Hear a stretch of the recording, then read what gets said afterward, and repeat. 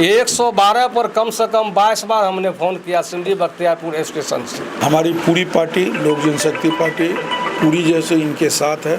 आप हमको बेटा नहीं लौटा सकते हैं, टेका हम लेवे नहीं करेंगे। हेलो नमस्कार, मैं हूं नीरज कुमार, आप देख रहे हैं मोबाइल न्यूज़ 24। आज हम आए हुए हैं सलखुआ में और यहां पे राकेश हत्याकांड जो कि काफ़ी चर्चित हो गया है। एलजेपी के मंडल अध्यक्ष, यहाँ के ब्लॉक अध्यक्ष हैं हमारे साथ अरुण यादव जी। इनके पुत्र थे जिन्हें आपसी रंजिश कह लीजिए, हालांकि आपसी रंजिश भी नहीं कह सकते क्योंकि आस पड़ोस में रहते थे। 2-3 साल पहले गांव में छोटा मोटा झगड़ा हो जाता है, लेकिन ये झगड़ा इतना बड़ा हो जाएगा, किसी का जान ले लेगा, ये कोई नहीं सोचता था। इन्हें भी नहीं लग रहा होगा, दुख का पहाड़ टूटा हुआ इन पर। हम क्या बात करें, लेकिन क्योंकि क्राइम हुआ है, एक बच्चा गया है, तो हर कोई पूछता है कितना कार्रवाई हुआ, पुलिस प्रशासन क्या कर रही है। इसे लेकर तरह तरह के लोग भी आ रहे हैं, नेता लोग भी आ रहे हैं, आश्वासन भी मिल रहा है इनको। तो इनसे हम अपना संवेदना व्यक्त करते हुए पूछेंगे कि अभी जो आपके बेटे के साथ हुआ, जो लोग भी किए, आप लोग पुलिस कार्रवाई से कितने संतुष्ट हैं, कितने लोग अरेस्ट हुए हैं और क्या डिमांड है सरकार से, किस प्रकार से उन लोगों के खिलाफ कार्रवाई होनी चाहिए। पुलिस तो जिस समय हमारे बच्चे को यहाँ लाठी और डंडा से जब मार रहे थे, 15-20 आदमी हाथ में डंडा लिए हुए, उस समय हम इस घर पर यहाँ नहीं थे, हम कहीं और जगह थे, सिमरी बख्तियारपुर में कहीं से मीटिंग करके आ रहे थे और गाड़ी का इंतज़ार में हम थे, चूँकि गाड़ी उस दिन लेट थी, हम तो यहाँ थे नहीं। अच्छा। पुलिस प्रशासन को हमने फ़ोन लगाया, BSN नंबर पर, थाना का जो नंबर है वह नंबर कट जाता था, कभी 50 बार हमने लगाए। अच्छा। मेरा कॉल डिटेल आप देख सकते हैं। इसके बाद दरोगा का कोई पर्सनल नंबर हमको था नहीं, क्योंकि कोई तरह का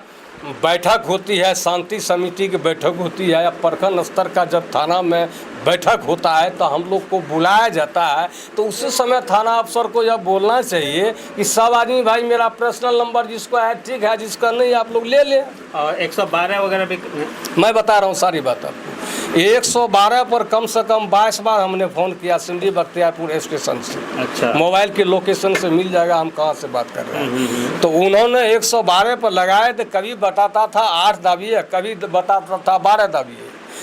थक गए, लेकिन वह भी काम नहीं किया। दूसरी बात, जब मेरा बेटा थाना गया दरबार मार करके, इधर मार शुरू था, मेरा बेटा दरबार मारा। अच्छा। कि बेटा सोचा कि अगर हम जाते हैं तो एक को तो मारिए रहा है, जहाँ 22-25 लाठी है वहाँ हमको जाने से थोड़ी वो बचा सकते हैं। वो थाना का शरण लेने थाना गया तो वहाँ एक थाना स्टाफ को बोला कि भाई ऐसे ऐसे बात है, आप चलिए।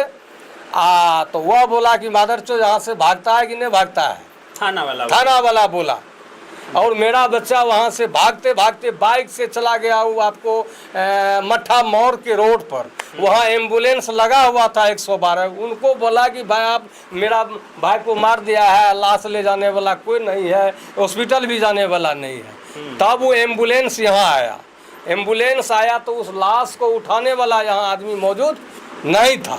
किसी न किसी तरीका से उस बच्चे का ये पैर जो था ये हील डोल कर रहा था, ये पैर में यहाँ चोट था, ये हाथ यहाँ से यहाँ साफ था, ये खाली था, ये फटा था, नाक पर लाठी के हुर से ऐसे ऐसे करके पूरा एकदम चक्कू से ऐसे करके पीठ पर उतना मुड़ी को घुमा करके जो उसको काम करना था विरोधी को, वह काम करके वह फिट हो गया।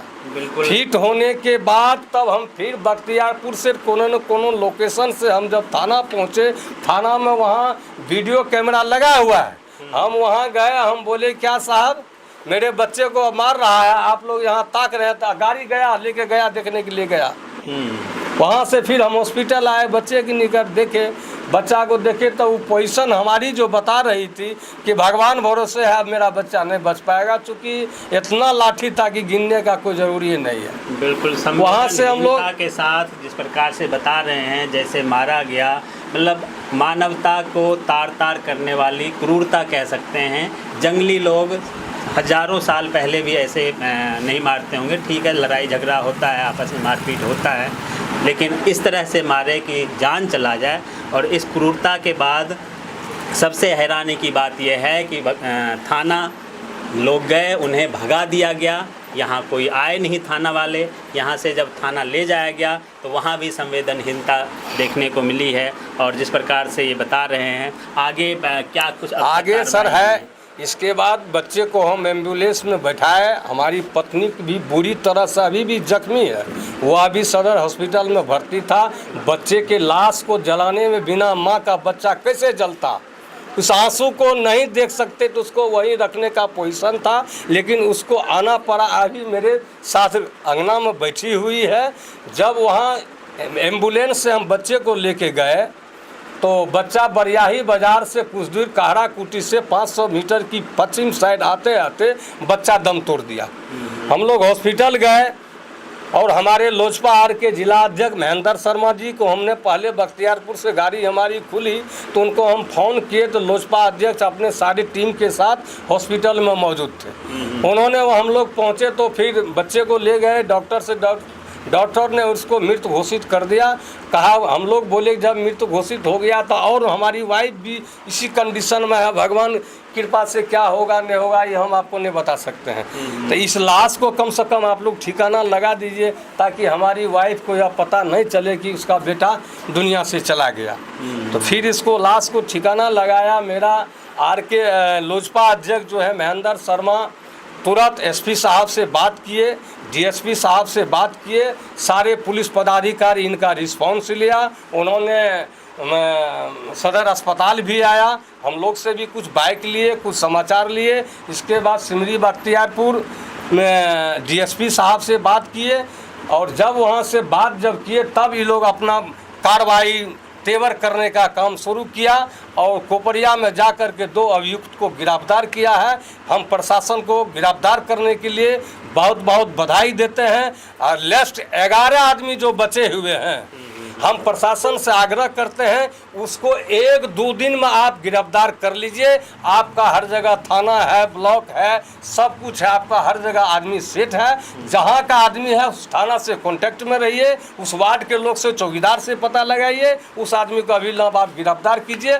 हमको वाजिब न्याय आपसे भी आग्रह है कि आपसे हम कुछ मांगना पसंद नहीं करते हैं। आप हमको बेटा नहीं लौटा सकते हैं, टेका हम लेवे नहीं करेंगे। आपसे भी आग्रह यही है कि आप हम लोग के विरोध में नहीं जाइएगा और नहीं विरोधी का आप लोग काम कीजिएगा। बिल्कुल बिल्कुल। देखिए इतना भावुक हो रहे हैं ये, और सबसे बड़ी बात है कि जब पुलिस प्रशासन जो लोकल है उनके पास जब तक सहरसा एसपी का या डीएसपी का दबाव नहीं आया, जब तक प्रशासनिक और पॉलिटिकल दबाव नहीं आया, तब तक वो लोग कार्रवाई करने को भी तैयार नहीं हुए। हमारे साथ एलजेपी के प्रचार प्रमुख हैं और इनसे भी जानेंगे। ये भी यहाँ सांत्वना देने आए हुए थे संजय बाबू। संजय बाबू, जिस प्रकार से ये हुआ, बताइए, आपका सरकार है, आपके पार्टी के मेंबर हैं, प्रखंड अध्यक्ष हैं, इनके बच्चे के साथ ऐसा हो जाता है और लोकल थाना वाले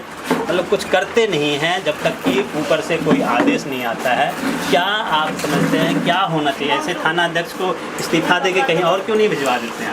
देखिए, सबसे पहले तो ये बहुत ही दुखद घटना है और ये जिस तरीके से अरुण यादव जी के बेटे की हत्या की गई है वो बहुत ही दुर्भाग्यपूर्ण है और इसकी अकल्पनीय है।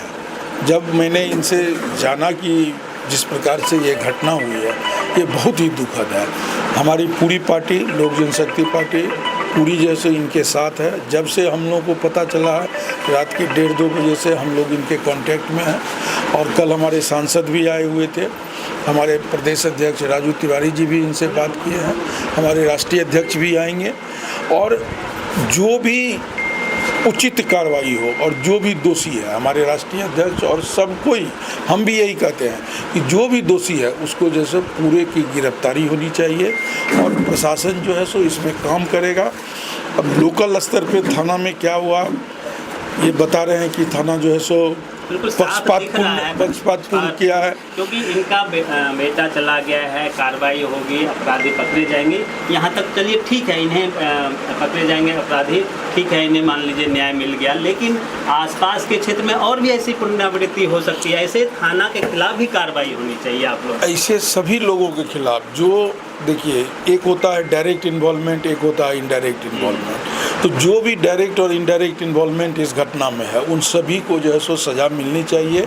हम प्रशासन से, हम यहाँ के पुलिस एडमिनिस्ट्रेशन से, हम यहाँ के पुलिस अधीक्षक से, सभी से मांग करते हैं कि इसमें जो दोषी हैं उसको दोषी को सज़ा मिले, और इनको जो है सो, इनका जो सो बहुत क्षति हुआ है तो इनको जो है सो सरकार की तरफ से मुआवजा भी जो है सो बिल्कुल इन्हें मुआवजा मिले, न्याय मिलना चाहिए। और ये उनकी माँ है, ये जो जिनका हत्या हुआ है उनकी माँ है, इन्हें भी चोट लगा है, इन्हें भी मारा पीटा गया था, इनका भी इलाज हुआ था। आप देख सकते हैं किस प्रकार से, कोई नहीं, हम समझ सकते हैं, महिला है, अगर हम नहीं भी दिखाते हैं तो पीड़ा समझ में आता है कि किस प्रकार से पीड़ित हैं। और स्वाभाविक तौर पर जब एक बेटा मर जाता है, मरने को होता है, तो माँ बचाने गई होगी और वो जो दरिंदे जो लाठी डंडा बरसा रहे होंगे इनके ऊपर भी लगा होगा, उसी में ये भी जख्मी हुए होंगे।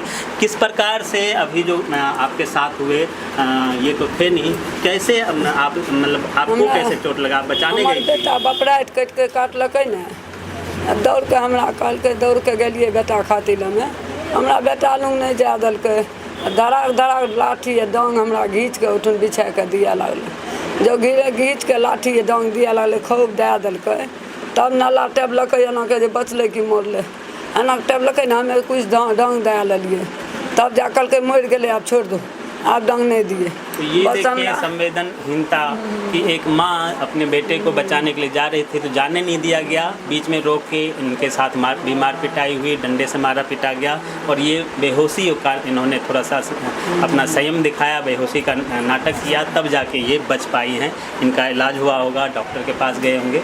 तो कुल मिला के अपराधी को तो सज़ा मिलनी ही चाहिए, लेकिन जिस प्रकार से घंटों बाद भी पुलिस वाले इस प्रकार से लापरवाही करते रहे, जब तक सहरसा एसपी का कॉल नहीं आया, डीएसपी का कॉल नहीं आया, तब तक यहाँ का पुलिस प्रशासन सोई हुई थी। तो ऐसे पुलिस प्रशासन, ऐसे थाना प्रभारी पर भी कार्रवाई बनती है, उन पर भी कार्रवाई होनी चाहिए। बने रहिए मोबाइल न्यूज़ 24 के साथ। आप तमाम दर्शकों का बहुत बहुत धन्यवाद। नमस्कार।